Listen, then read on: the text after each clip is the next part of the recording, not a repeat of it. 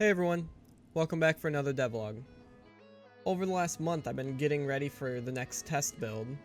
This test build I wanted to focus on the heavy melee and using a sword without a shield.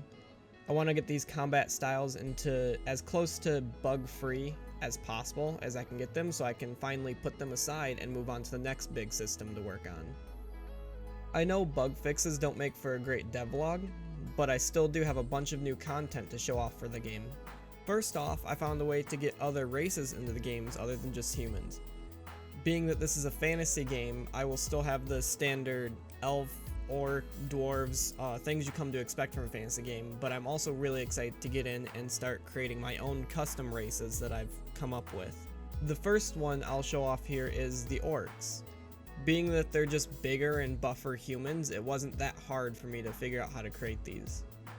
I was able to go in and scale each bone however I wanted.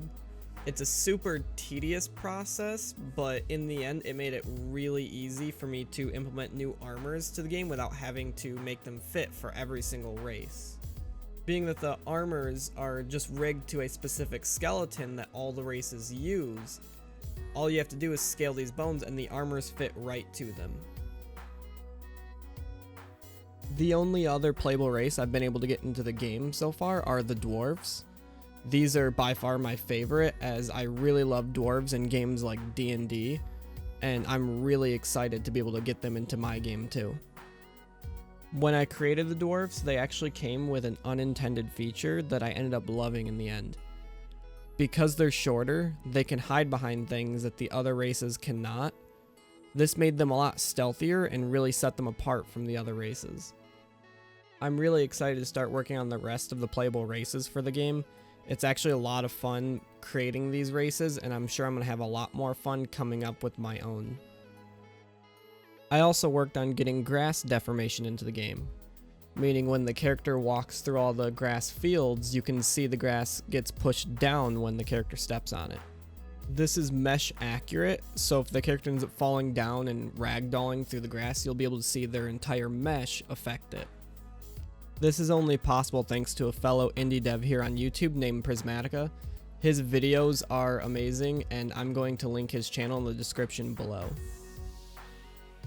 So, I'm not sure if anyone's noticed so far, but the game looks a little bit different graphically than it used to. This is because I made the decision to go from forward rendering to deferred rendering. I'm not going to get into the really technical side of this. Just know that forward rendering is much better for performance, but it has a lot of limitations to it. Because of these limitations is why I decided to make the switch. Deferred rendering looks a lot better with its lighting and its shadows. It can handle things like ray tracing, and there's a lot of post-process effects that you can do with deferred rendering that you just can't do with forward rendering. But with this switch, it has brought on a lot of performance problems. Optimizing the game is not going to be that hard. It's just that I was building the game with forward rendering in mind, and now that I've made the switch, I have to go back through a lot of my assets and recreate how I want them to look with this new rendering pipeline. One of the biggest helps so far was changing how foliage is shaded. Before, I used to use the hair shading model for all of my foliage as it looked really good in forward rendering and it made everything look super stylized. I made sure to do a lot of testing with this to make sure performance was okay, and honestly it seemed a lot better to use the hair shading model than just the default lit shading model when using forward rendering. I don't know why this is, but my guess is the fact that in forward rendering the hair shading model doesn't really take on that much lighting. With deferred rendering, I haven't done that much test into the hair shading model, but it made all of the foliage look a lot different and the game ran much worse than it did in forward rendering. After switching the shading model to two-sided foliage, which is what you should be using with all of your foliage, it made everything look so much better and it was much more optimized than before. There's still a lot more little tweaks like this that I will have to make throughout the coming weeks to get the game back to a very optimized state, but I think it'll be definitely worth it when you guys get to see the new graphics for the game with this deferred rendering. Lastly, I can talk about this test build that I'm running here currently.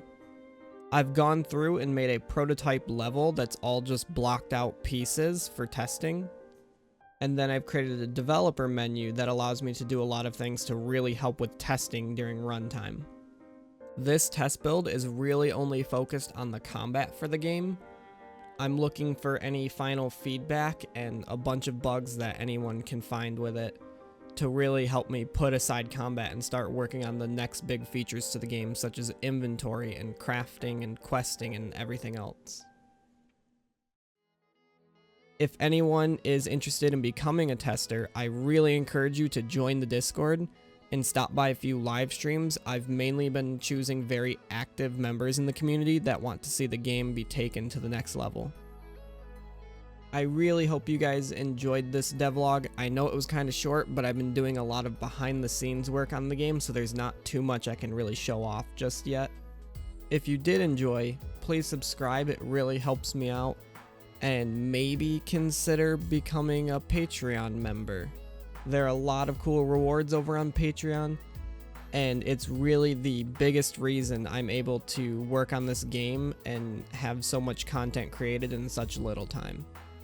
For all of my current Patreon supporters, you guys are awesome. The support you have given me has been absolutely insane, and I really can't thank you guys enough.